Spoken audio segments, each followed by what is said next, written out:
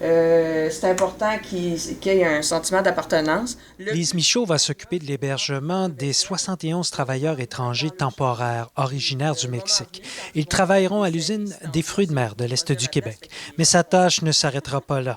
Les chambres qui ne seront pas occupées seront louées aux touristes. Tout un changement de carrière pour celles qui étaient jusqu'à tout récemment contremaîtres de production. Le petit côté, il faut que ça fonctionne, là. Il est ancré en moi, fait qu'il faut toujours que ça fonctionne. Peu importe le défi, il faut que ça fonctionne. C'est tout un défi aussi pour le directeur. En plus de gérer l'usine de transformation vieille de 55 ans, il doit maintenant gérer un motel touristique. C'est sûr que c'est pas évident. C'est toutes des tâches de plus. Ça prend du monde pour aider de plus.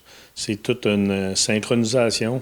Ce n'est pas le seul à avoir eu cette idée. Cette usine de transformation alimentaire a acheté ce motel. Le 6 des îles de la Madeleine a jeté son dévolu sur celui-ci. C'est un frein au développement.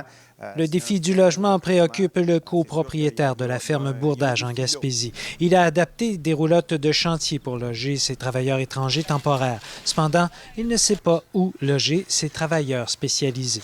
Certainement que le gouvernement devrait s'impliquer pour inciter les gens d'affaires à construire des unités de logement adaptées qui pourraient faire en sorte qu'on pourrait avoir une plus grande facilité à recruter à ce moment-là. Donc, dans ce cadre-là, on ne peut pas demander à une entreprise, à un groupe de devenir multispécialiste.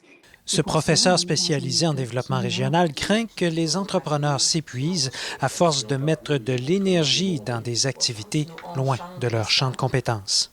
Ce système public-là doit pouvoir répondre au niveau local et régional rapidement à ces préoccupations-là. Je pense qu'on est rendu là. On n'a pas le choix. Si on veut continuer à virer les industries, il faut s'adapter. Ouais. Le défi n'est pas prêt de s'atténuer. Récemment, Québec a élevé la limite du nombre d'embauches de travailleurs étrangers temporaires de 10 à 20 %. Ici Jean-François Deschaines, Radio-Canada Matin. Ici Gaspésie, les îles de la Madeleine.